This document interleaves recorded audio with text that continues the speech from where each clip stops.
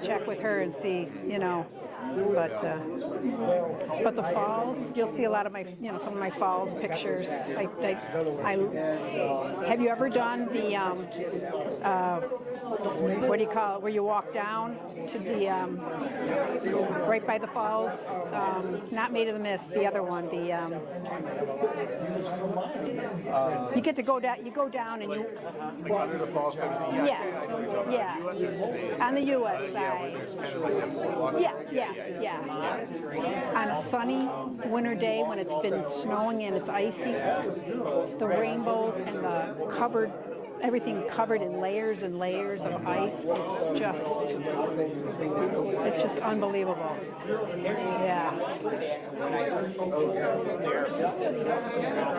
Oh, Jerry came.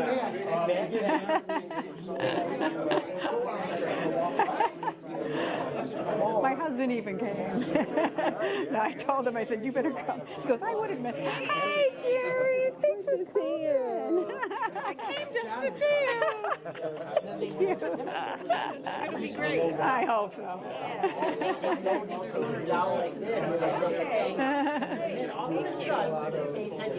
I'll take a seat over there. Yes. I'm in that one. But you know what? If you got two of you, you want to take the others, or you just one? I got the bird's eye view.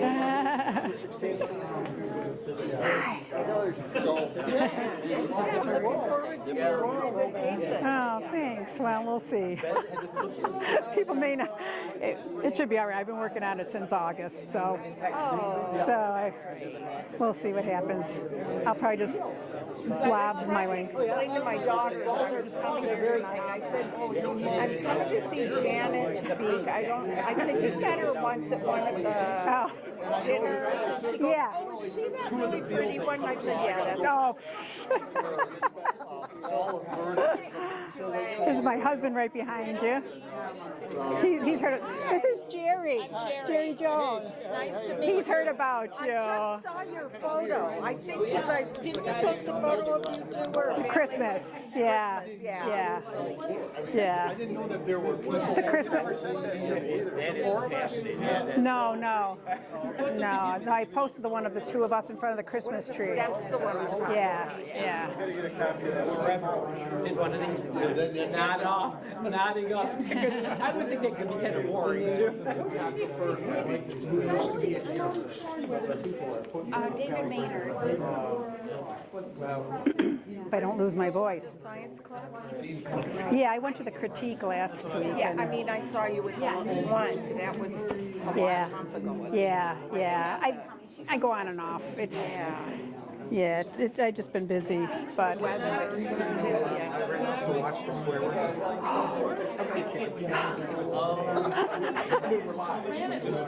Okay.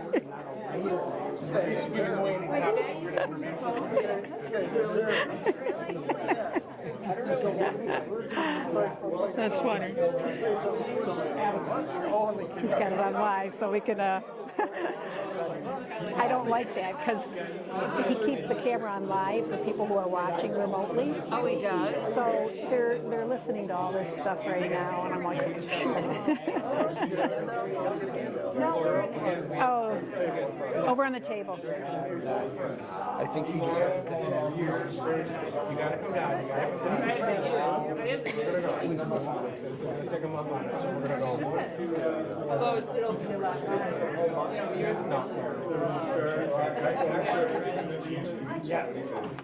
Well, you can critique me when we're done, because I've never given a presentation I before. wondered if you had or not. This is my first one. So. Thank you. Wow, a handout. I don't know. I thought it was expected.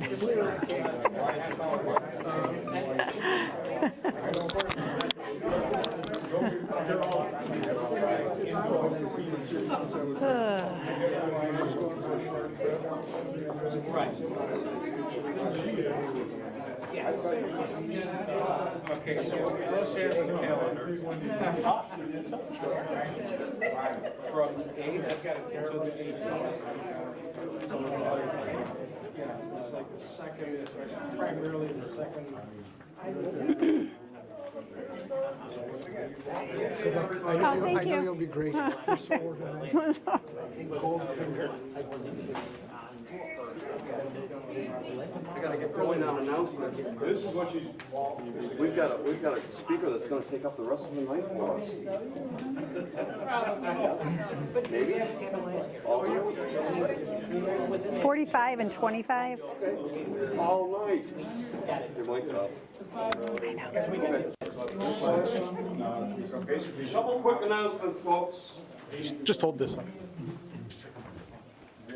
Couple quick announcements, folks. If I can bring it up, I've got some sad news. I don't know who saw the email, but a longtime member, past member of ours, Dave Vaught, passed away about a week ago. There's going to be a service for him at Otto Rennan Funeral Home.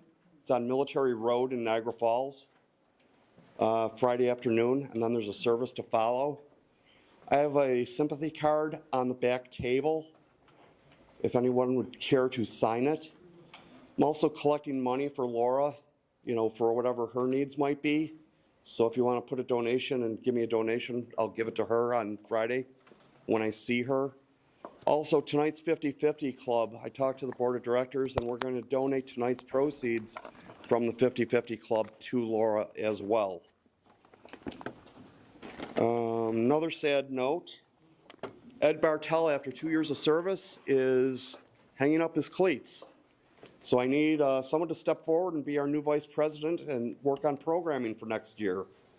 I don't need an answer tonight, but it would be helpful sooner rather than later, because we need to get programming going earlier rather than later. Let's see, what else do we got?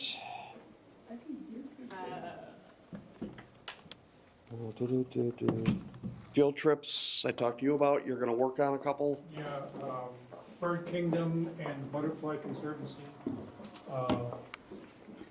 Not so much of a trip, but if you feel like getting down to the falls, the area there is pretty heavily iced. So you've got all that ice in the trees and that, and there's like looking across to Canada, everything over there is all coated. Okay. They make some really nice pictures. If you go down there and you have ice cleats for your shoes, I bring them. They usually salt the walks pretty well. So you're not going to slip and slide, hopefully. Probably not. Okay. Any questions, comments, concerns? Anybody got any news they want to share? Nothing? Welcome to our new members or our visiting members that are here for the first time. And Paul. Just one thing, don't put your chairs away when we're done.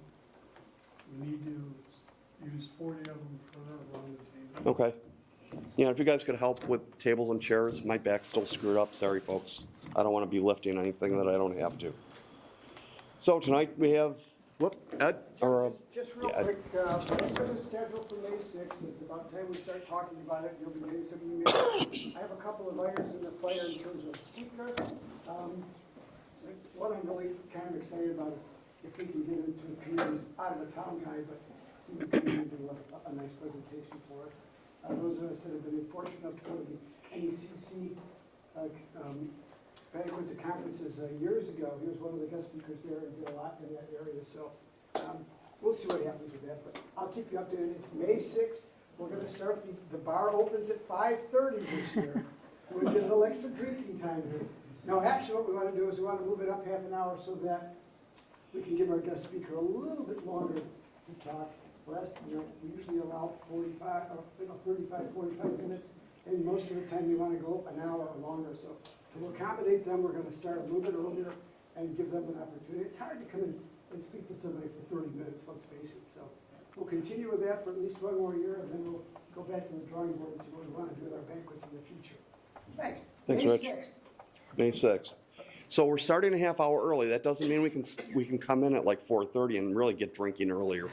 So, I mean, unless you bring your own. By the way, that is our illustrious president's birthday, and he sacrificed the day to have the banquet on there. So tonight we got Janet Craft talking to us about what was I thinking and seeing. That should be entertaining. Janet, it's all yours. Take it away. Do you need this one? I think got I'm one? all set. Everyone can hear me? Okay. All right, so tonight's presentation is, I was asked, what do you need? Oh, lights. Okay. Oh, you want the lights, okay. I was approached in August to do a presentation for the club on creativity in my photography. And so I had to do some soul searching. I had to go through a lot of photos.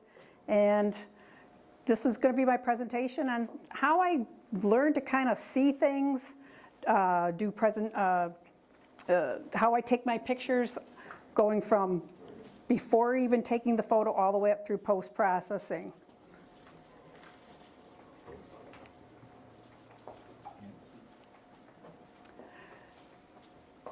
So these were the questions that were coming up in the last couple of years. People were approaching me and they're saying, how did you get that shot? How did you create that image and how did you see that? And I had to think about, you know, the years that I've put into my photography. This is my first presentation. And to go back and introspect and look at my own work, it was pretty kind of eye-opening that I have come a long way. And I do attribute it to being part of a camera club. I have learned from pretty much everyone here in this room. Everybody shares their pictures, their ideas. Most of you have done presentations. And that's all kind of, I love to learn, and that has just been ingrained in me. And I think that all goes into where I am now in my picture taking. So this is kind of going to be where I start with how I've learned to do some things. Okay, so it's a look into some of my, oops, sorry, I don't know if I can go backwards. Oh, shit, excuse me.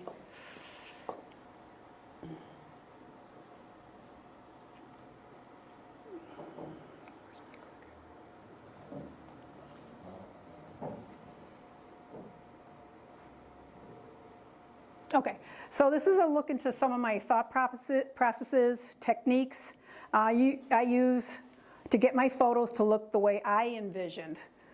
And photography is about, you know, bringing something that's there but making it your own. I believe it takes both the ability to see beyond what's in front of you and to think imaginatively to achieve creativity in photography. So what do we mean by creativity? What is it to be a creative photographer? You know, people take pictures and some see things one way, some things see another. You can have 20 people go on an outing to a site when we all go, say, on a club outing. You look at the pictures afterwards and you've got 20, 30 completely different approaches to what we all saw when we were at the same place at the same time. And so what goes into that is basically where you've come from, what you have learned throughout your, you know, photographing history. Okay, so oops, it's probably going to go again. Okay, so creativity. And it was meant to go backwards. Okay, so it's seeing things in a new or novel way. A creative person is someone who had their own idea to begin with, or put their own spin on a concept inspired by someone else. It's to use your imagination to create and solve. And according to the words of Albert Einstein, creativity is intelligence having fun. I'm more of the person who sees things and I try to put my own creative spin on things. I don't think I'm very good at coming up with brand new novel ideas, but from what I've learned over the years, I take something and I want to go one step further. I'm always motivated to try a different technique with it or do things differently. Let's see.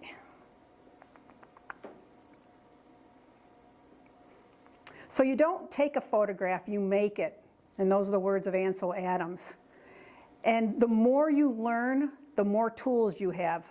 over the years, I've learned about cameras, I've learned about composition, light, I've learned about post-processing and all the different techniques you can use in Lightroom, Photoshop.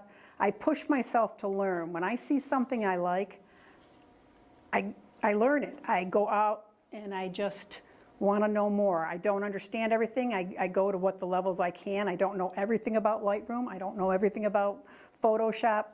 But what I do know, I use when I can if it's going to help me achieve my vision in photography. The big question that comes up that really is the question that I think is the creative inspiration is what if? So now I've got all these tools in my toolbox. What do I do with them? So I'll say, well, what if? What if I change my position when I'm shooting? What if I use a different lens? What if I use a texture on this image or convert it to black and white? Or should I shoot vertically, horizontally? What if, what if, what if? And those are the questions that keep coming up. And when you have more tools, you have more options, and these ideas just kind of start coming. So in this presentation, I'm going to cover 4 main areas, and I'm going to kind of just interject how you can add creativity all the way from before you even start the shoot all the way to post-processing. So I got a lot to cover. It's going to take me a little while, bear with me, but if we can hold questions maybe till the end, because I have a lot of pictures. I'm basically just doing a slideshow of my work, but so it starts with the idea.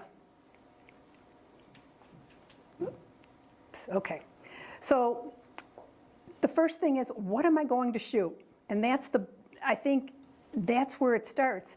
You may have seen some other person's work, and you have an inspiration. So where do my inspirations come from? I do a lot of watching of Instagram. I look at pictures and photos, books, magazines, YouTube, mostly other photographers, Facebook. Sometimes I just get crazy ideas in the middle of the night. That's for sure. That's my husband, sorry.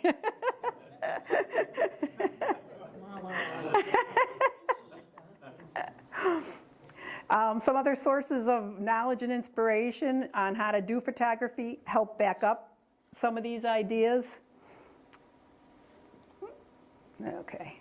So things that I like to use, and this is really just coming from me, this isn't a full, this isn't all the resources, but you all have your own. For me, I've joined Creative Live. It's an online subscription. Not only do they talk about photography, but they talk about how to use Lightroom, Photoshop from start to finish. If you want to learn about those things, Ben Wilmore and some of the other speakers on that site will step by step go through everything you need to know. There's a Dave Cross summits. He promotes the Adobe Photoshop and Lightroom through these virtual summits that he has a couple times a year. And there's lots of really good speakers that kind of show their little twist and things that they do in those programs. Attending weekend workshops, travel workshops and retreats, photo conferences, and even, like I'm an Olympus user, even just going to the Olympus site and the lens and camera product promoters have seminars and online free presentations.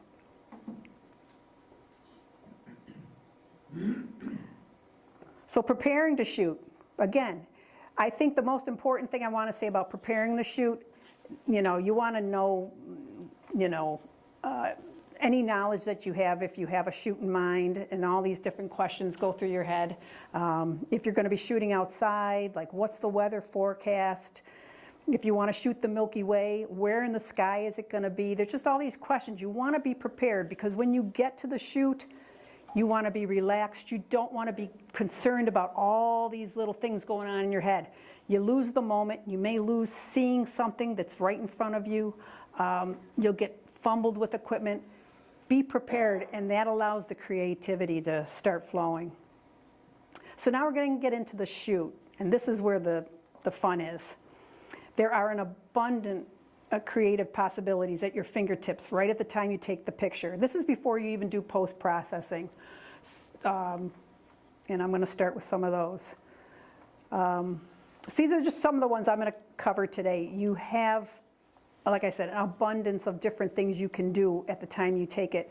But I'm just going to go through things like composition and how you position yourself when you take a shoot. Some in-camera features that you should know to help you with your photographs. The lenses you use have a big impact on your photos, camera settings, and combining multiple of these techniques all at the same time. I encourage people to shoot in RAW. This is something I've learned over the years. When I first started, I didn't know what that meant, so I just shot JPEG.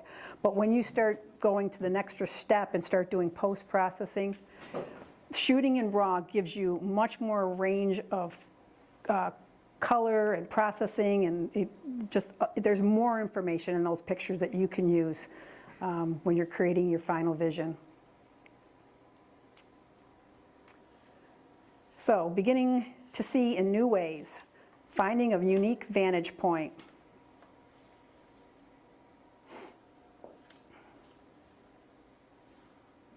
Okay.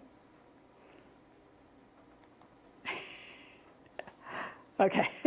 So this would be like a typical, I do a lot of shooting down by the waterfront. I just love to go down there for sunsets. So this is a typical winter evening. You're walking around, not seeing much. What do you focus on? What's going on here? It's just about sunset. But me, I see something on the ground. I see this little, as you can see it, little piece of ice sticking up right over here. And it just catches my eye. It's just, okay, I want to look at this a little closer. So I get over to it. And there I am on the ground. I want to look at this a little bit differently. It starts catching the light. The sun is now setting. It's getting kind of golden. And there I am. Okay, I want to see this a little bit differently. And this is what I come up with. Okay. So just by finding something that no one else may have ever noticed, but it just caught my eye. And then just other places you would go is like shooting at the beach. Thank you, Beverly, for that picture of me. Or, you know, you want to shoot the falls at Akron in the middle of winter, and it's frozen, and you can get down close to it, so get down close to it. And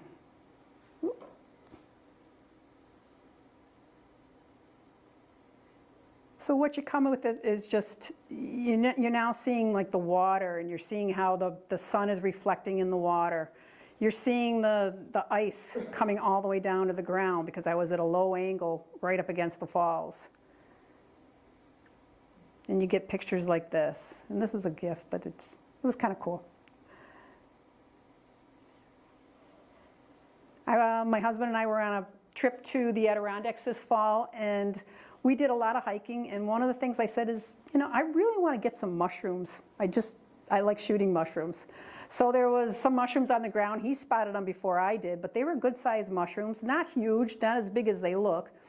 So I was looking at these, and I said, yeah, these are kind of neat looking, but, you know, it was busy. It was busy. You know, the background wasn't good. So I moved around a little bit, got a little better. But again, I wasn't really happy with the composition. I wasn't liking the way they were, you know, situated. Kept looking, got down a little further. As you can see, I like to get on the ground, as you're seeing in my pictures. So now I was saying, this is more what I want to see. But there was some bright spots in the background. And this is what I came up with. Okay. So in the final picture, not only did I get the underside of the mushrooms, which kind of catches your eye, the position was a little bit better, and I used post-processing to really tone down some of those hot spots in the sky, because now I was shooting up towards the sky, and I had to kind of tone that down a bit. And that got a 15 at one of the club critiques. Just another example of, me being me. Out at Gallagher Beach, there was this huge tree stump that must have blown up on the shore. And it was just this huge piece of driftwood. I was just amazed by it, and I just kept looking at it. So, at first I'm seeing driftwood, but the more I look, I go, what am I seeing here? I'm starting to see something different. Oop. I'm starting to see dragons, all right? Just by getting into these weird, looking at it from different angles. And my final compositions came up, I decided to put them into black and white and make them look more like dragons and really accentuate some of the wood, the texture in the wood. The second one there on the right just used a little bit of a twist to it, and it kind of made it look like a monster with kind of a chest. And looking up again, now it looks big. It looks like a really big monster, big dragon.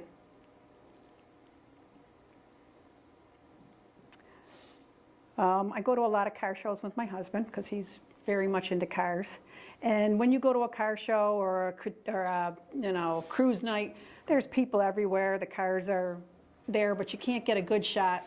So, me being me again, I'm down on the ground. This I did take with just my phone, but I did a pano along the side of the cars. It did eliminate some of the people standing there, and I was able to hide them, but I was also able to catch some of the really, great features of some of these cars, the chrome and the bumpers and everything else. So I just did a little series of cars. And also going from that low angle, I was able to kind of get the Wurlitzer building in the background, made kind of a nice, nice background. The trees in the first two were a nice background. And then knowing your, not only composition and where you position yourself, but getting into camera settings, getting to know what your camera does and getting to know how those affect the image is the next thing. So in camera, things you can work on are shutter speed, intentional camera movement, double exposures. There's also a lot of cameras have just their own in-camera artifacts, like changing it in camera. I don't use a lot of those, but they're there if you want to play with them, like making it look like a paint or just, I don't know, there's a lot of effects you can use. So the first one I'm going to talk about is shutter speed. So when you're playing with the shutter speed, try slowing down the shutter speed. Make a long exposure. And in this one, I just took a picture of the falls. And when you're taking pictures of something that's moving, like water, you want to keep the camera as still as possible because you want to accentuate the movement. You play with shutter speeds so you can get at different speeds you're going to get different levels of softness to the water. I don't have the shutter speed on this one. I didn't really get into all the technical because I have so many other things to show. So, but that's what I came up with this one.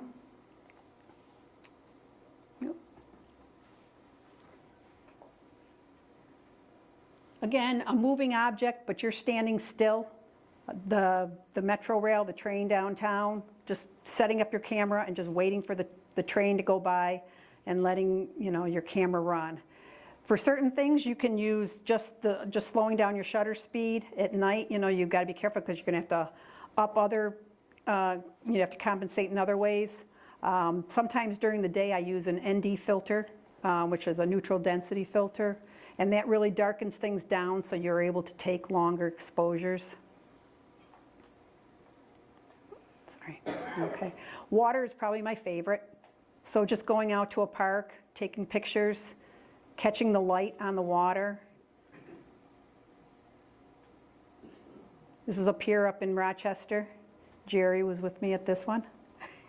This was a couple years ago.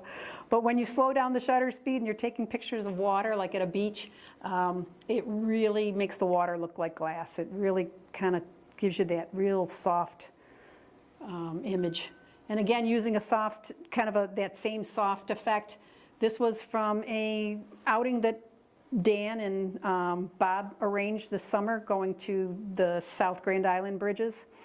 And not only did I slow the water down, but there were, what are they, sandflies, there was bugs, it was horrible. You don't see the bugs in this picture.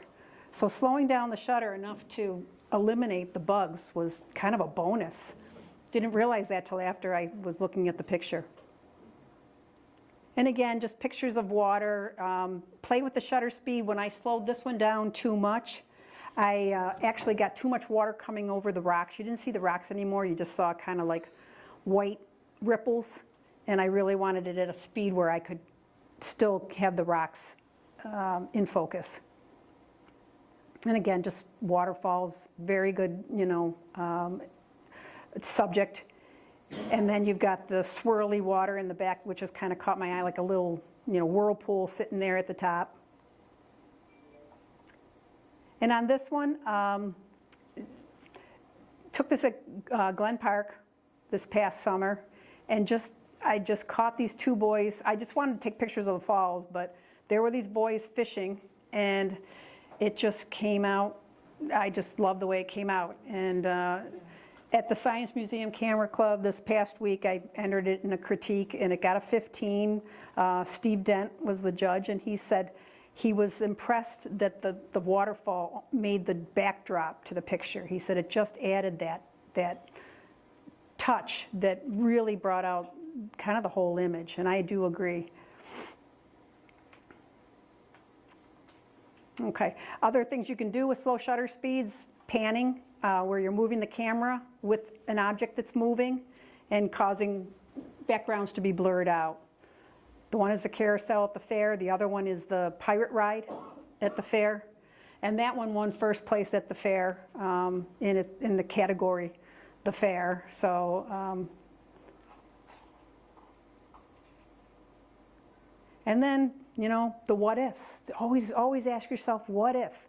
So what if I use a zoom while I'm taking a picture with a slow shutter speed? Zoom in and out. Just make these crazy, almost fireworks or whatever. And in the one on the right, that was on one of our outings. Again, we were up in Lockport and with Ray. And there were, do you know what that structure was, Ray? Werner's Mill. Werner's, okay. Werner's, can't remember. But it was an old abandoned building, and it was just kind of neat. So I just played around with zooming the lens with a slow shutter speed, and it almost looked like ghosts were coming out of the building. It was just something different. Didn't expect that, but I liked it. Just play with different objects and do the technique.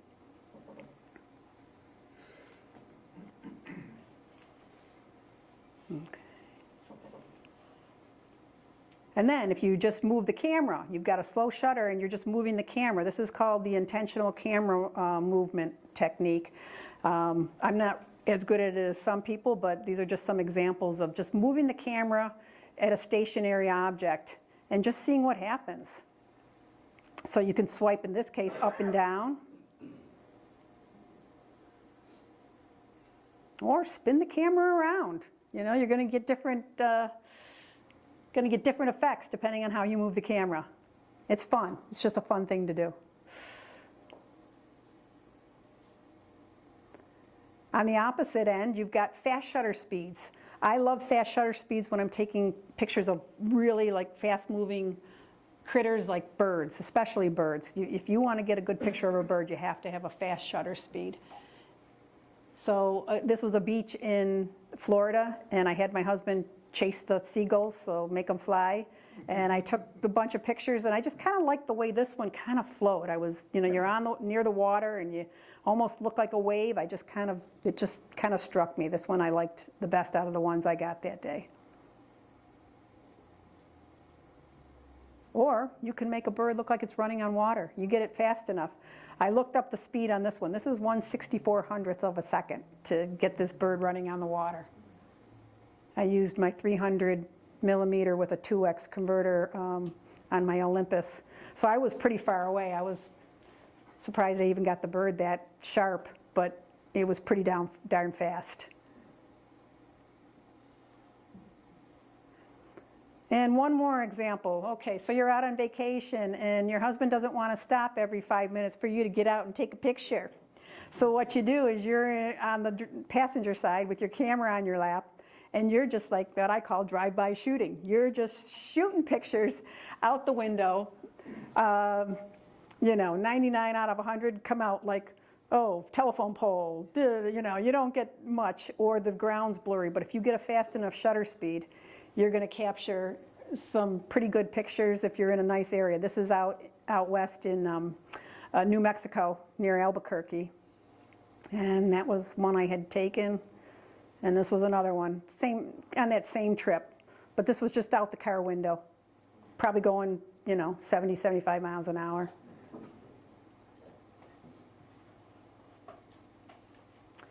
All right, and then just some other techniques you can use. Again, this is all just creative ideas you can do before you even get to post-processing, is double exposure. I'm not as good at these. You can always do double exposure in Photoshop. This was an idea. The first one was the icicles, and then I turned the camera 45 degrees and took another picture. Jerry did a very similar series of pictures of icicles. About the same time I did. I really hadn't stolen your idea. We just happened to do them at the same time. The second one is at the Botanical Gardens. They have, the bird of paradise. And if anybody's been to the Botanical Gardens, there's that mosaic gazing ball. You see it, I always see it every time I'm there. So I just said, yeah, let's try putting those two together. And that's what I came up with. And then just, anything you see, flowers. Let's see, creative compositional techniques. Okay, so when you're out there thinking about where you're shooting, sometimes your picture calls for framing. You just see something and you go, wow. A lot of times this just kind of hits you because you're looking at something and there's something in front of it. So framing is a really good technique, kind of brings your eye into the subject. The first one here is the Freedom Tower as seen through the Manhattan Bridge. There's a place in Brooklyn, there's a, Pebble Beach or something, but there's a park there where you can, in Brooklyn, that you can see that particular image.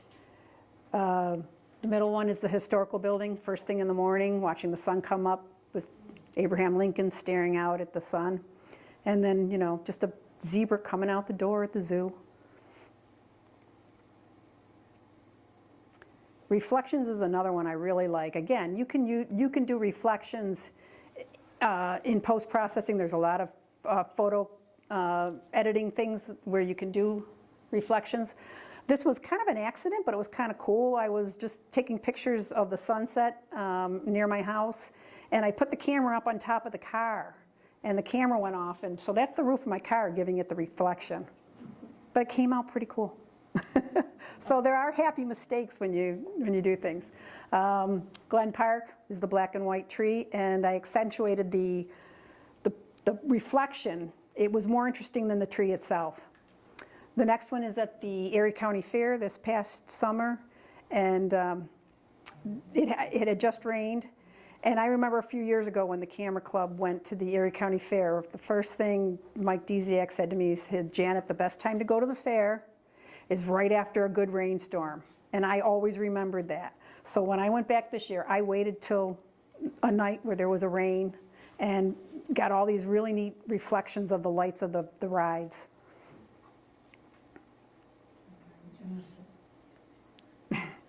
And then just reflections of water. Sometimes the reflection's better than the actual sky, so the clouds in the lake actually looked a little bit better. The Albright Knox, the AKG, has that walkway. You catch it just right, and I played around for hours. I got a lot of shots. This was just kind of the one I liked the most. Just reflections of the tree off the glass walkway. And then this was one of those borrowed ideas. I saw a picture very similar to this on Instagram, and so I wanted to replicate it. So just something as simple as putting some spoons on a surface, and this happened to be some sheet music of my son's, and came up with kind of a different idea.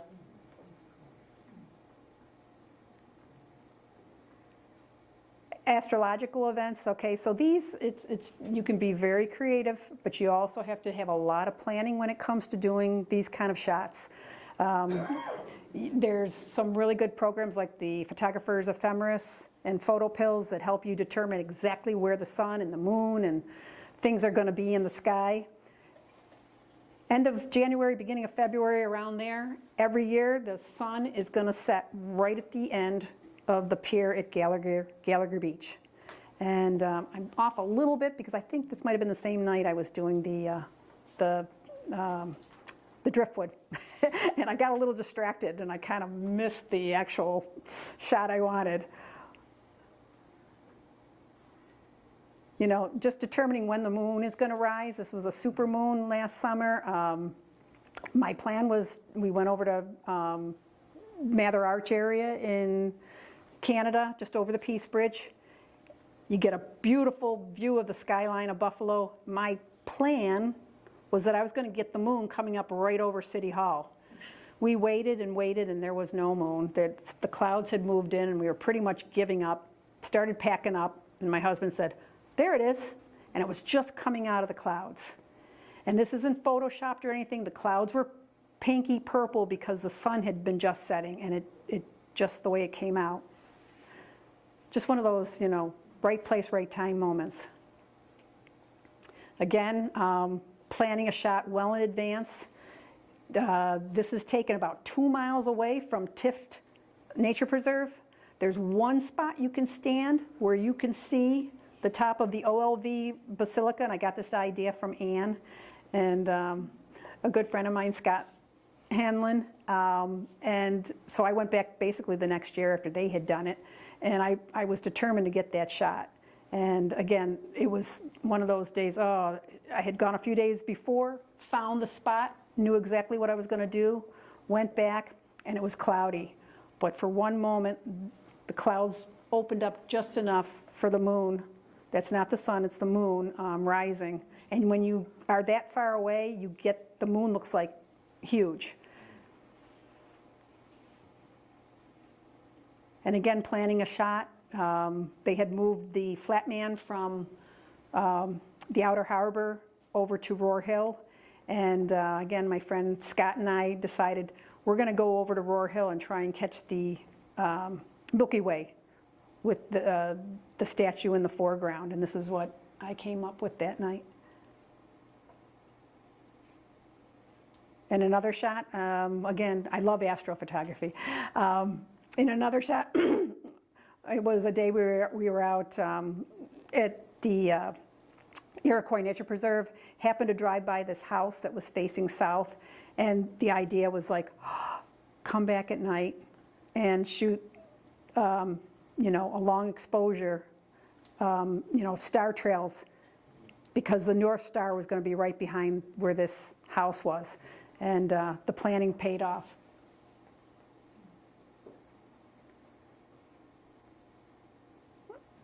Sorry. So just some other things, you know, just, you know, creative things, weather, just kind of keeping your eye out for different things, being somewhere and something happens. When the skies were real orange a couple summers ago from all the fires out west, I went down to the waterfront quite often to catch the sunsets because I just loved that big orange sun.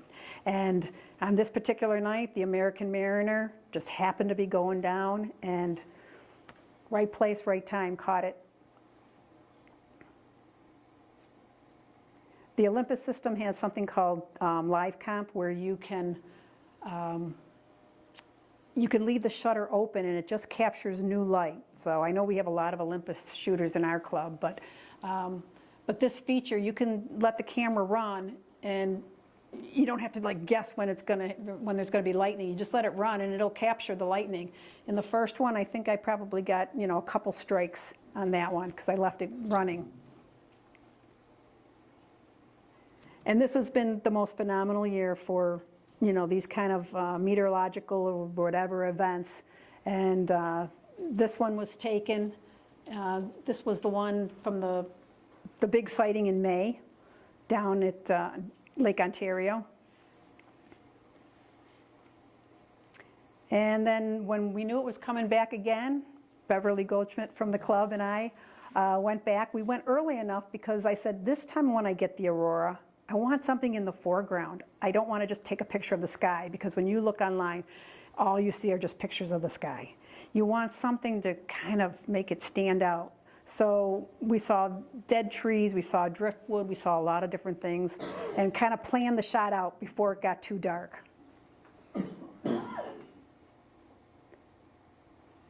So the one on the left was some driftwood that I'd seen, and I did a little light painting when we were down there taking the picture, just to kind of show it a little bit. And then Beverly knows the area. She knows Youngstown pretty good, so she said, let's go down to the public dock where they have the boats and the river. And so this is a shot we got down there. So we were out for quite a while that night. What, 6 hours? But we had fun. It was quite a night. Once in a lifetime. And again, just catching things at the right time, being down at the Peace Bridge, and all of a sudden the skies just opened up with color after it had been literally gray and raining, 2 minutes earlier. Catching rainbows. This was when I was in the Adirondacks with one of the David Bowie seminars or workshops. It started to rain, everybody was leaving the site where we were shooting, and lo and behold, out pops this most gorgeous double rainbow. And you're in the fall, the trees were like on fire. You couldn't even really catch it, but it was just phenomenal. And again, being prepared. I didn't know anything about shooting a solar eclipse.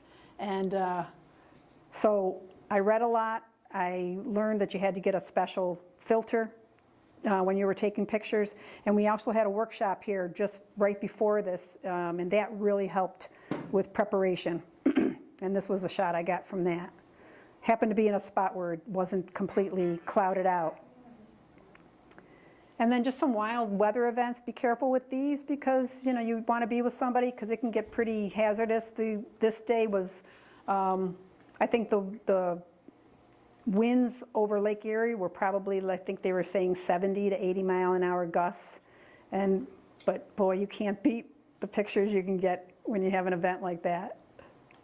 And that was just a picture of the moon, just practice. I'm almost done with this part. So another technique is panoramas. You've got these beautiful scenes if you're on vacation or if you're out traveling. Think about, keep it in the back of your head. Try a panoramic shot. This one was probably 12 HDR shots stitched together in Lightroom. This is the Taganak Falls near Ithaca. Another rainbow. This time I didn't have a wide-angle lens. I just happened to be out driving and saw this rainbow, so I had to take, this was a 6-shot panoramic view to get the whole rainbow. Again, from our trip this fall to the Adirondacks, right outside our hotel, looking out the back, this spectacular sunset.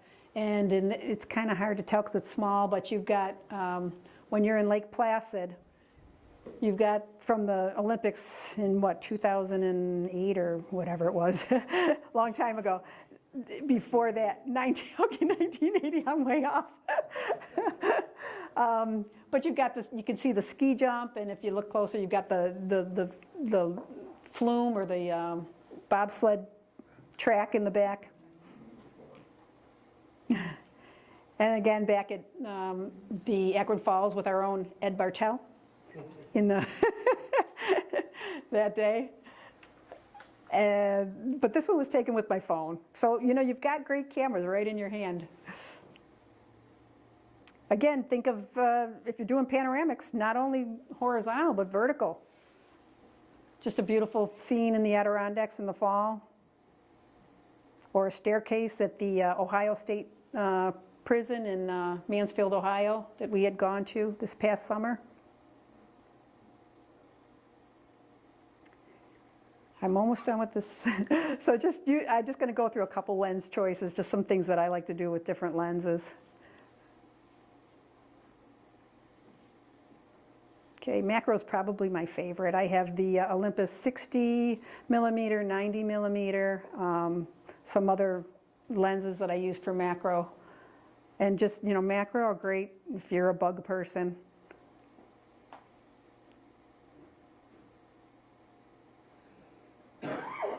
Just different pictures with macro, just fun and practice, practice, practice. This one I believe is probably shot with a lens baby. You can see the edges a little bit more blurred out, but they still have very good macro qualities to them. Just caught this spider on top of a poppy that had lost its leaves. Okay. Okay, making sure you're still awake.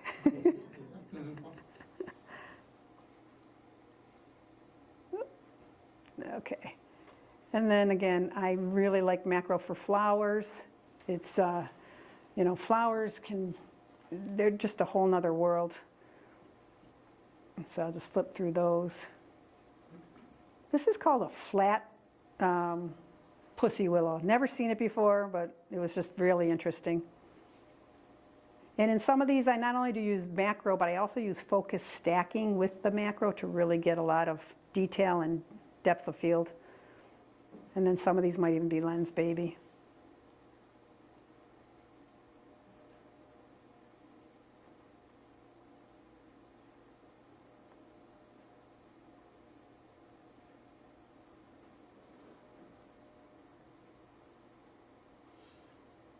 Okay, and I do have a couple lens baby lenses.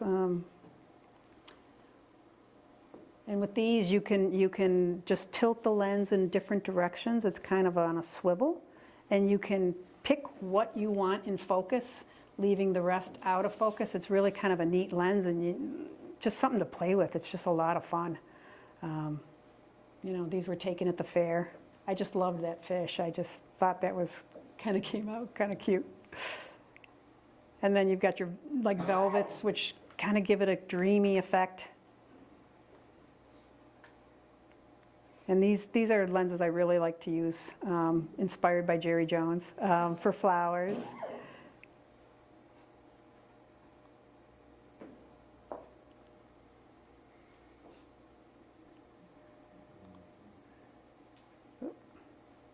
It's an Orton effect in camera, the velvet.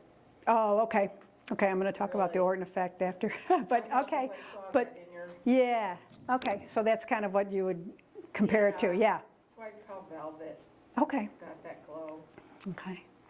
And then just, you know, just playing with different techniques. If you see something, try it. That's what I do. I like to do anything and everything. If people in the club have seen my pictures, you know, I do anything. I take pictures of whatever inspires me. This is something I do for fun. This is paint dropped into water, and you just see what happens, and it just kind of, I don't know. For me, it's fun. Makes different effects. A lot of times I do use some of these pictures as backgrounds, and I'll talk about that later as textures and backgrounds to other pictures.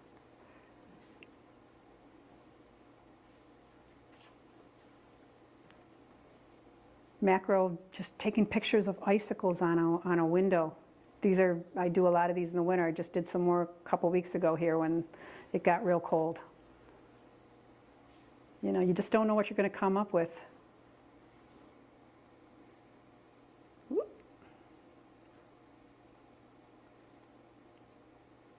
Okay, so I think this is a good time for a break. Let's see, what time is it? Okay, so the next half is probably about 25 minutes, and I'm going to talk about post-processing. So if people want to take a break, this is a good time to do it. All right.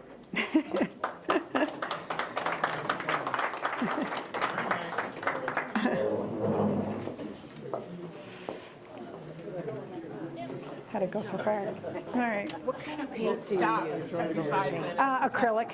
Do you? Yeah. Do you thin it out a little bit? Yeah, a little bit. I play with it. Sometimes I do, sometimes I don't. Yeah, and some go real globby, and some spread out. You gotta just play with it. Yeah.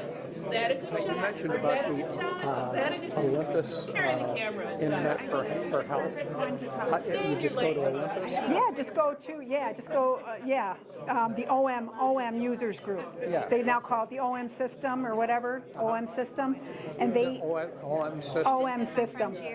And yeah, because they have like Peter Baumgartner, who presented in Canada last fall. He's an ambassador, so their ambassadors will just show you their work and how they do things. Yeah. Appreciate it, thanks. Because everybody can hear it.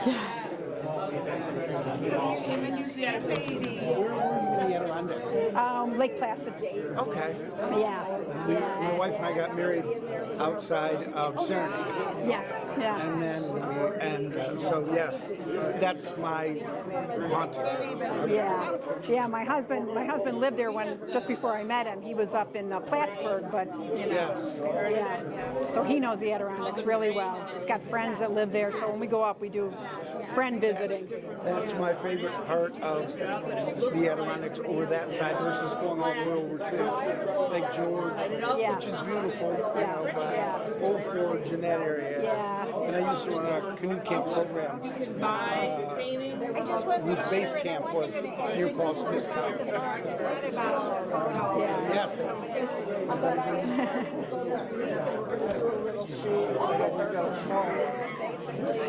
You're rocking it. How is it not doing ums and ands too much? No, it's so good. Okay, good. Because usually it's and so. Portfolio is just amazing. Because I've never seen like those. Oh, okay. Yeah, I went back a lot of years for not within the last 3 years. Like For some of them. range, like you said, you do everything. I do. So impressive. I mean, those bubbles, I just don't. Oh yeah. I know you're. I tried that one time. It takes a few because sometimes you can have like no wind. It has to be in the upper teens in temperature, or else it takes too long for it to crystallize. So it's got to be like 16, 17. Which is, you could probably do it. Yeah, and it's got to be sunny. Yeah. It's going to be cold early. And it's got to be sunny as long as there's no wind. The wind just makes them pop And then too quick. do you put something in the mixed? Yeah. You could. I can give you the formula. It's sugar, glycerin, corn syrup, water. Yeah. And you just mix it up, and I blow the bubble with a straw onto something, and and then you just wait, and it's just amazing what they. You even had like a little sunburst on it. Yeah, and that was there. Yeah. Well, I had a black panel behind it, but the sun had just come over the top of it and hit the top of the bubble. Yeah.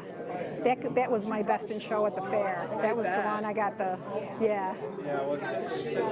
Yeah.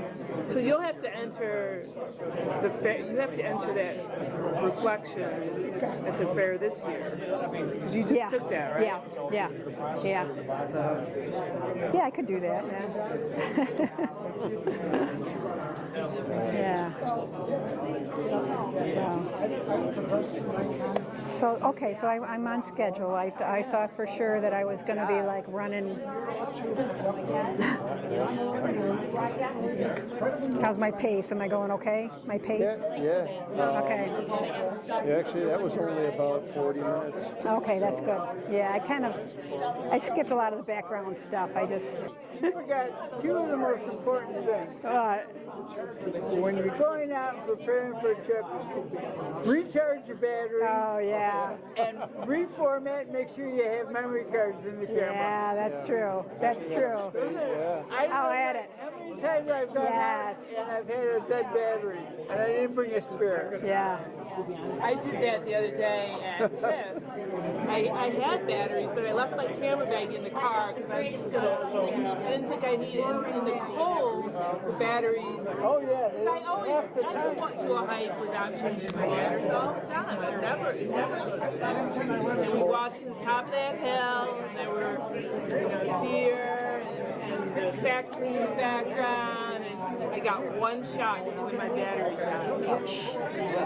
Yeah, and it was in the car, but I've never done. Yeah, but you're not going to, yeah. No, yeah. I usually try to keep, like, if I'm going out in the cold, one in my pocket. They say to keep it in your pocket versus, but I know. I know. I just got to get a drink of water. I'm dying.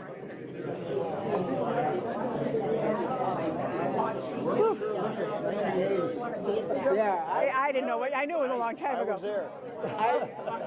I lived there. I was teaching photography at UB at the time, and I had to excuse two of my students who were in the National Guard because they had to go to the Olympics. Okay. Yep. So I had to give them a bye as far as attending class goes. Well, National Guard, you gotta allow them. Yeah. They called up the guard for that. Wow. Yeah. It was cold. He said it would get like 20 below or whatever in Plattsburgh. Yeah, it would get minus 40 during the night, and maybe up to 0 on a good day. So that was about 2-3 weeks stretch when I was up there. See, I couldn't live, no, not day and night. This is bad enough, yeah. During the downhill slalom, and we were checking people for frostbite and stuff. Yeah. It was like, I've been up at the top of Whiteface when it was minus 100 wind chill. Yeah, I was actually outside. It's really windy up there. I've been on the top of Whiteface. Like 3 minutes. Yeah, so you can't have any skin exposed. Goggles. And it's windy too, probably. Everything was covered, you know. You felt like you were an astronaut. And that's what I need, goggles. Because I'll go out, I have the, whatever you call it. Balaclava? Yeah, I have that if I'm going to the water and it's windy because I don't like to come. But my eyes get cold. Yeah. Goggles. Thermal paint, ski goggles, you know, they're great. Go to a ski shop and try them out. Nice, you know, If I didn't have a camera, I wouldn't leave the house. Literally. That camera gets you out. You have to get those pictures. And that's what I miss. I haven't been out a lot. I'm like, oh, I got to get out. I have to get. You go out all the time. Well, I haven't because of this thing. I'm like, I'm so. She's been tied to the computer, going over and over, you know, so. This girl goes out more than any. She's out. Yeah. You do. Lewis. Oh, Lewis, okay. So, But she knows the Youngstown area very well too. well, the escarpment must get great views. Yes, that's where we live. Yeah. Perfect. Yeah. Shots out your back door. Yeah. Oh, now you're talking. I can't wait to see your presentation. Nah, you won't. You'll be waiting a long time. You should just do one on Africa. Oh my God. I've shown Mark your Africa pictures. Presentation on shooting in Africa. Yeah, you could. Trick, no. Yes. I'm going to work on you. Anyway. What you need to know. Yes. You do that. Speaking of things to shoot, there's a lake out by Rochester. It's called Bay. Something Bay. Onondaquet. It's got a weird name, yeah. Have you seen them? They ride motorcycles on the ice? No. That would be fun to go shoot. Yes. Do it. Get the 100, 500. He likes the sports shots. Do you ever see that John Krupko? You follow him? The photographer used to be a weatherman, and now he shoots a lot of stuff in this area. John Krupko? I don't know. Anyway, he was shooting those motorbikes. They raced around. Yeah, they have studied it. I wonder where that is. A guy he worked with, he does that. He rides a motorcycle on that.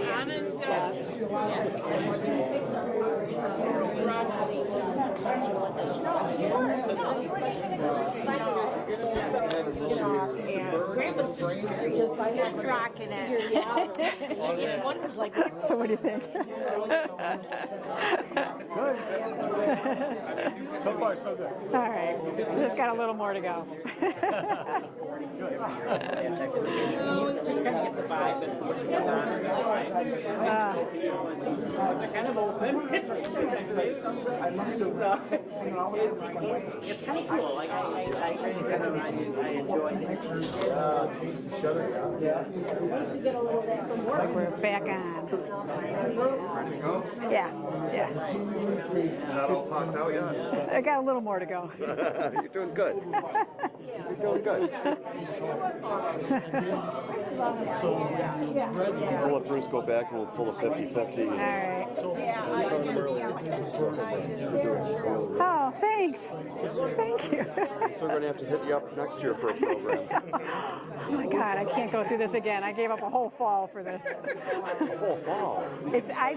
I've been working on this. I didn't even know how to use. This is what do they call it? I'd never used any of those programs. It took me 6 weeks just to learn how to use the program. I was like, what is a built-in bill? I had no idea. Yeah, I wouldn't have a clue what And then then once I knew, I got a little zesty. I'm like, oh. You're doing great. Thanks. Hey, Steve, you flip the lights.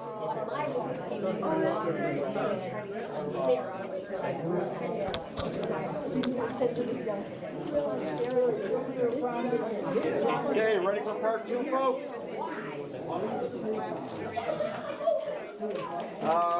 Reminder that there's a sympathy card on the back table for Dave Watt, if anybody hasn't signed it yet. The library for our club is going away, so if there's something in there that you want, please help yourself. And Janet is going to draw the 50-50 tonight, which is $20. Okay. Big money tonight. Just one, not yours. Did you buy tonight? Last 3 numbers, 8, 5, 6. No, it's me. That's you? Good, I don't have to check mine again. I'm a first-time winner. Yay! All the rest have been donations. Would you like to verify? I saw 855. The other one? Are those sketches? Yes. All set? You got them, okay. The motorbike.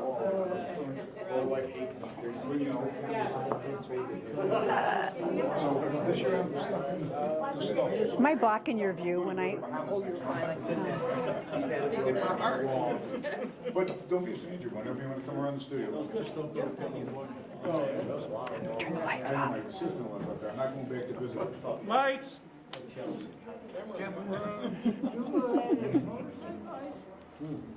All right, if I'm in your way, just let me know. Oh, thanks. Okay, so one thing I did realize, more than anything when I started doing photography was that, first you learn how to take pictures, but with the digital age that we have now and what we can do with photography, it's worth it to take the time to learn Lightroom, Photoshop, whatever programs that you're, okay with using. There are a lot. I know other people use different ones. I'm a Lightroom, Photoshop user, and I was afraid of those for the longest time, but when you start breaking it down and just learn bits and pieces, it pays off big time in the end, and that's when you can really start creating what you want with your pictures and really make them into pieces of art. So I typically use Lightroom, Photoshop. I use both Lightroom Classic and depending on what I'm doing. I also use the Topaz Sharpen and the Topaz Denoise. I use those a lot. especially with some of the, some of the night shots where you're shooting in really high ISOs and you need to bring down some of the noise.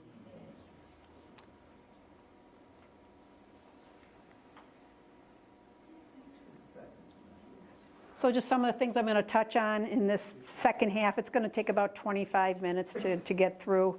So some Lightroom edits where I'm going to show some pictures that I edited strictly with just Lightroom, and you can do quite a bit. You don't need to know Photoshop. I'm pretty new at Photoshop, but like I said, it adds a whole new creative opportunities. I'm going to talk about layering and techniques. This is not like a hands-on, like learning step by step, but I'm just going to show you what the possibilities are when you use layering, some artistic techniques. I've touching on some recent things that I've been playing with, the Adamski effect and the Orton effect, and just some things you can do when you're just using photo apps. Okay. So just to kind of show you what happens when I process a picture, like where I start and where I finish. And it kind of gives you an idea of, the information you've got in that picture that you don't even realize. So this, again, was from the fall, from the Adirondacks, and got up one early morning, and we are overlooking, I think it's called Mirror Lake up in Lake Placid. And there was, at the hotel we were at, just had these 6 Adirondack chairs. And I said, I'm going to take a picture of those. Adirondack chairs are just so synonymous with the Adirondacks. They're everywhere. So this was out of camera. This is the picture I took.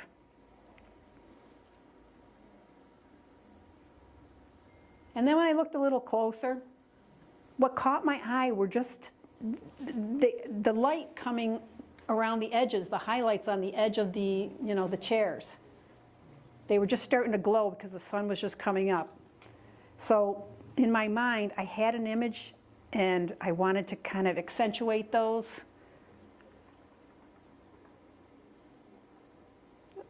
So I took it into just Lightroom and there's masking, and that's a pretty simple concept. Masking has come so far with Lightroom. You can just select the sky, you can select different areas. It's just, once you get to learn just doing masking, the possibilities are enormous. So just doing masking, I brought up the sky colors, I played with the different mountains, and I started playing with the chairs, and I started accentuating the edges of the chairs. And this is what I came up with as my final image. It was just kind of a graphic, kind of a cool image, but I thought it was kind of neat. And then just kind of combining Photoshop and Lightroom, just some before and afters. Up at the Iroquois Wildlife Refuge in the spring, in February, somewhere around there, you're going to get the migration of the tundra swans. And so they're all over the place, and they're all doing their own thing. And it gets kind of busy, but I wanted to kind of focus on those 2 that are right in the middle. Those really caught my eye. And this is what I came up with. So I eliminated some of the other swans using some, in Photoshop, just kind of getting rid of them. Added a little bit of a texture to it to soften the picture, to make it look a little more, painterly, kind of dreamlike. And that's what I came up with. This was just kind of a fluke thing. I was playing around with my 300 millimeter, just taking pictures of my neighbor's poppies. My intent was just to catch the flowers flowing in the breeze, but I took this picture, and it wasn't until after I started looking at my images that I saw this bird. It was sitting right on the poppies. I didn't even notice it. So editing, it really wasn't much Photoshop in this one. It was really just zooming in and cleaning up the shot. And I got this bird, and it was cool because it was a yellow bird on red poppies. Kind of made a neat picture. At the Botanical Gardens, they have the koi pond, and I've tried and tried time and time again to get pictures of these fish, and you always get the reflection from the ceiling because it's clear and the sun is coming in. So I said, well, I'll go with it, and just kind of played around with Lightroom and masking and doing some color adjustments. This was another one from Dan Hurd and Bob Hardick's get together at the Albright Knox for a drone night, but I was taking my camera and took this picture before, the workshop kind of started, and it was okay, but I was taking pictures. In another shot I had gotten some pictures of some birds. So I said, you know what, this is what I really wanted to see. This was what I saw in my mind. So again, the picture itself was mostly just edited in Lightroom, but the birds were added in Photoshop.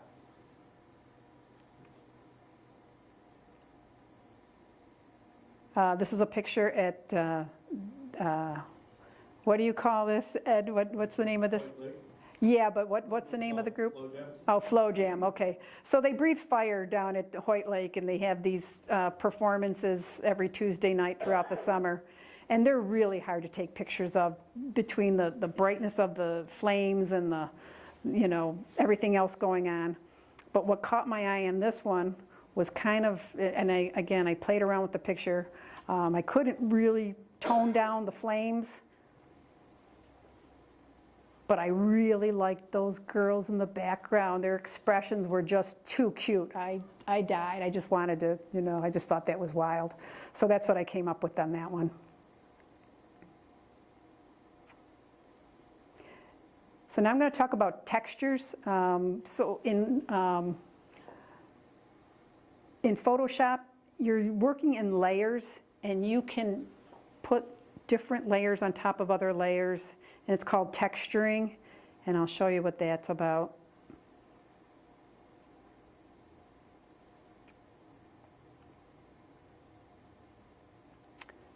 I had been out on one of Marty Malecki's Scott Kelby Worldwide Photo Walks, and we were downtown, and after the photo walk, there was this festival going on down at the harbor, and there was these dancers, and just, they were beautiful, but it was so contrasty. The sun was bright, but I really liked their dresses. I liked what they were doing. So this one took a little work. I had to really tone down. Her dress is completely blown out. But this is what I came up with. Using a texture in the background and working on bringing down the highlights in the gowns. It became more of like a painterly picture. One of the best things I like to do with layering is animals at zoos.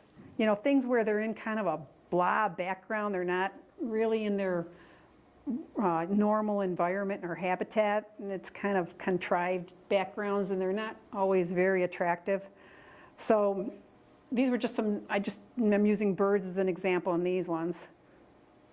So these are some, so that one was down in Florida. The next one was the Bird Kingdom. And the last one was an outdoor shot, but I still didn't like the background. That was down in Florida. So you can really, again, make almost portraits of these animals and birds using layers and using textures. So just an example of something where the textures that I would use. I make a lot of my own textures. You can buy them. The one on the right was one that was given for free from Jay Johnson. She sells textures online, and they'll give you a few free samples. So that was one that I got. And the one on the right was just, I was taking pictures of something, and I had the camera out of focus and thought it looked like a sun. I don't even think it was the sun. I don't know what it was. But taking a picture of an ordinary picture that you'd take at the zoo of a monkey that's really bad because you've got the fence, you're shooting through things, it's just not a good background, nothing really good. And putting it all together, and that's what I came up with. So, it kind of looked sad, and this kind of like, oh, he's looking at the moon. I don't know, I kind of liked it.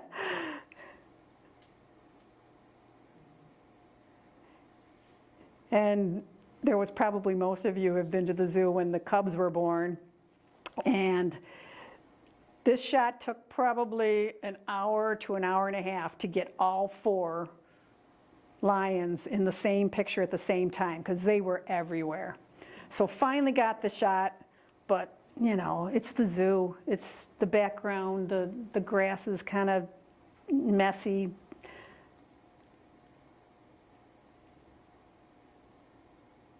So I just kind of changed it up, kind of accentuated and made it look like they were more in kind of a natural habitat.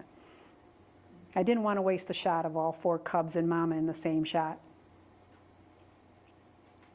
The Bronx Zoo, my son lives in the Bronx, so we went to the zoo there. Quite an expansive zoo. I never realized the Bronx Zoo was so big. It's gorgeous. So they've got all these flamingos and they're outside, and this was like a little island, and it was such a bright day that the contrast, you know, was so high, so I had to really stop down. But when I did that, the trees and the forestation in the background turned black. But I really liked the shot of all the birds. The female gorilla was in a cage in the gorilla exhibit, but she was right up against the glass, and what you can actually see is someone's reflection in the glass, so it just kind of made it distracting.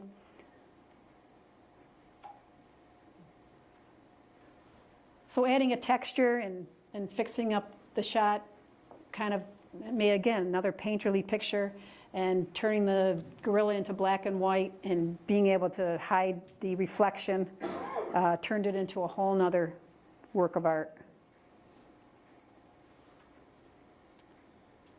So I just say experiment. Like I said before, when I do that paint and water, these are some backgrounds using just, you know, I saved pictures and I added a flower to it. And I thought this background went really good with this particular succulent.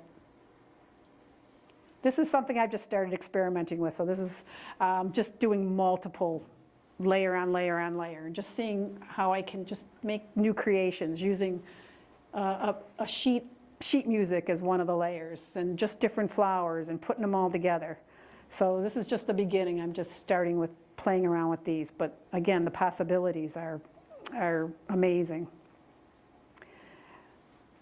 Just to give you a quick, if you haven't worked in Photoshop with layers, just a quick kind of overview of what it does. I'm not going to get into the whole technique. But you start with a picture, and what you have are, I don't know if this pointer looks, but over on the right, you have the pictures, and then you have the top 3 are just different textures that I had. And through a process of layering, you just you cover up the original picture, but then you just take away the texture, allowing the original parts of the original picture to show through. So this would be the original picture with some edits in Lightroom. This was one texture. It was more just like this very soft pink background. This texture is more like marble. I actually go to like the home stores. There's that Floor and More or whatever, that new store, and they have tons of displays of marble on display. I just went around and took pictures of almost every marble display, and I keep those as textures. You know, anything you can think of, save as textures. And I don't know what this texture was, but again, it just, different textures add a little different contrast, and this was putting 2 textures together with the same picture. So I encourage people, if you're into, you know, doing something like this or want to start doing it, start making a collection of backgrounds. So these are just a bunch of backgrounds that I've made or taken. Sheet music. You take a picture out of focus and you get that bokeh effect, or you do the intentional camera movement in that one in the middle, and you get, you know, just blurred backgrounds. The one in the bottom right, I make my own textures using my iPad and Procreate, and it's like a paint, you know, kind of a program, and you can just make your own. Save backgrounds like skies. I save a lot of skies and different things. Taking pictures out of focus, because you can use those at a later date. Just save all kinds of things. The one in the bottom right, another thing I do, I'll go to Michael's or one of the craft stores, and they have all the flowers that you can buy, and they're all separated by color.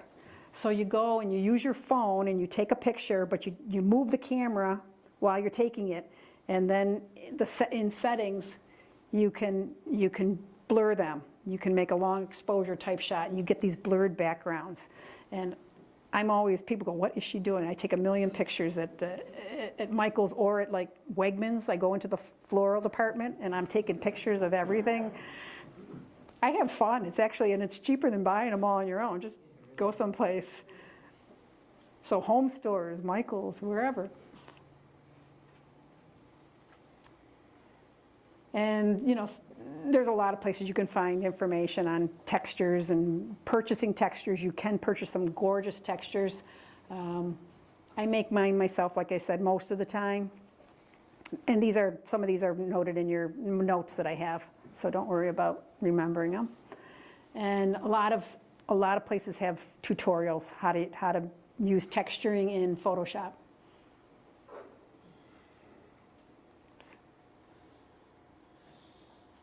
Okay, and let's see some other post-editing examples. Okay, so the one I like to use once in a while, and I learned this one back when I was in the fall of 23 when I was in the Adirondacks. We learned something called the Orton effect. And Mark Bowie taught us this one, and I really liked it. So the Orton effect was from the 1980s, and it was known as the Orton slide sandwich. But it's a photo technique where you blend two completely different photos of the same scene, but one you blur. You take the same scene, and in Photoshop, you duplicate the photo and you blur one. You layer them together, and again, you peel away parts of the blurred image and let the the first photo come through, and it just creates this painterly kind of dreamy effect. Oops. So here's my original shot that I took at Stiglmaier Park in Cheektowaga. It was a beautiful fall day. Really liked the picture, but you know, just wasn't what I was seeing in my head. You know, when you're out there, you see the colors, you see much more. Oops. So I brought it into Lightroom, did some initial editing, kind of up the saturation, did editing to my likeness, took it over into Photoshop, and up in the upper right, what you do is you duplicate that original photo, you blur it, and there's different rules to the blurring. When I learned it, they said blur it to the number of like megapixels of your camera. I just kind of blur it to what I think I like. I don't really like to follow the rules. It's just whatever I feel like. And then what you do is you add a layer or a background, you know, a layer mask, sorry. And using a paintbrush and the black paint, and I usually use a soft brush. What you do is you just go over the original and you kind of paint away, you know, parts that you want to come back to the original. So usually it's more the stuff that's close up. I usually leave the blurry stuff for the more background parts of the scene. Oops. So again, this is your layer mask over here, and the dark part is the part that I painted on, which brought the original picture forward. And I just saved it. So I went from the original photo to the Orton effect. So it just kind of brings out the drama in the picture, kind of makes it dreamy. And then just some other, I'm not an expert at the Orton effect, but these are just some other examples of where I've used it. So again, it just kind of softens the picture, makes it softer. This is Walton Woods in Amherst, just taking a walk. And you can make it, and see, that was a very subtle. You don't have to make it real strong. It can just be subtle enough to bring out some of the highlights on some of the leaves. This is a little more dramatic effect. This was a tree at the historical building. And you can see how it really makes the front flowers just pop. And this again was up in the Adirondacks. Oops, sorry. Little over exaggeration, but you get the idea. See how it just brings out some sharp foreground, subtler and softer and more, blurred background. This again is Stiegelmeyer Park. And it just kind of made it more like, I would call this more like a Dutch artist painting. It just kind of has that old time feel to it, but it just really changes the whole feel of the picture. And another one I played around with, haven't done too much lately, but I've attempted a few times. So the Adamski method, a photography effect named after Josh Adamski, who was an impressionist photographer. It's a photo editing technique that combines a sharp subject with a motion blurred background to create an abstract illusion. And what that means is, and most people have probably seen this photo of mine, a photo down in Florida, 2 girls at a beach. But there was some color in the sky. I turned it into that. I got rid of one of the girls because I just needed one in the picture. The other one wasn't posed real well.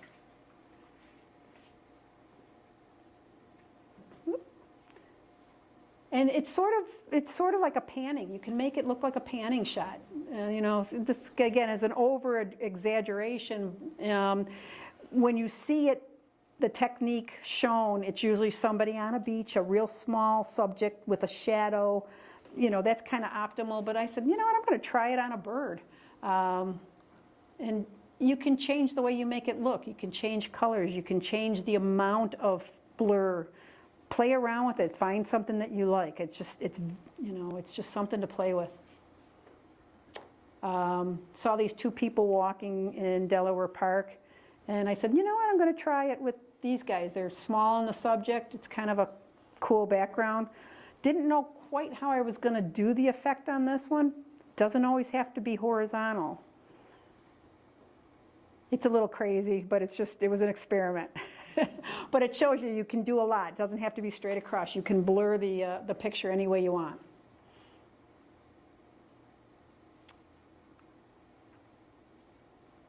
And then just a couple more things. You can play around with photo apps. You can have a lot of fun with these. I do these more for play, but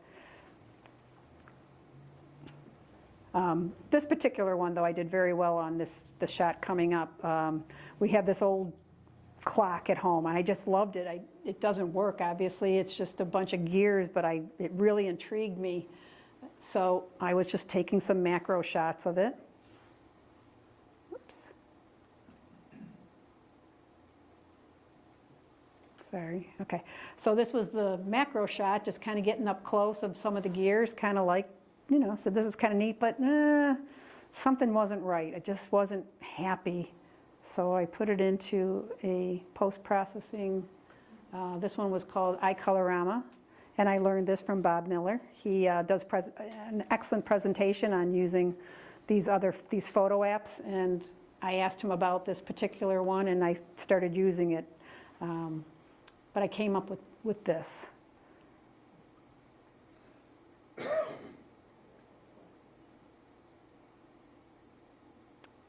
And then just some other pictures where, you just take something, it kind of looked like a butterfly. I just thought it was neat, just playing around with different. This is from the top of the Vanderbilt building in New York City. I liked the picture itself. I think it was great by itself, but I just said I was going to play around with it. Kind of looks like New York going down the toilet.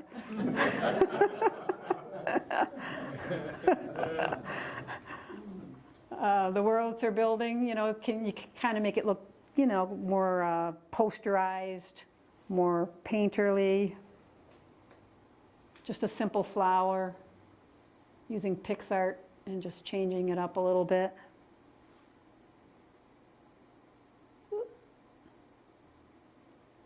And I think this might be the last one. Okay, so just some flowers, you know, I just collected some leaves, played around with just taking shots of them, and I said, let's try something with these. And this is, again, an iColorama, one of their techniques they have, and I just came up with this kind of swirly effect.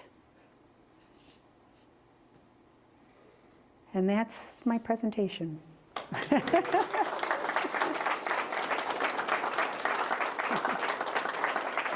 Thank you.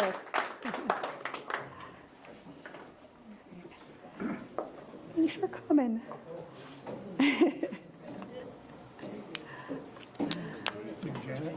Yeah, you're welcome. You're welcome. Topaz Photo AI.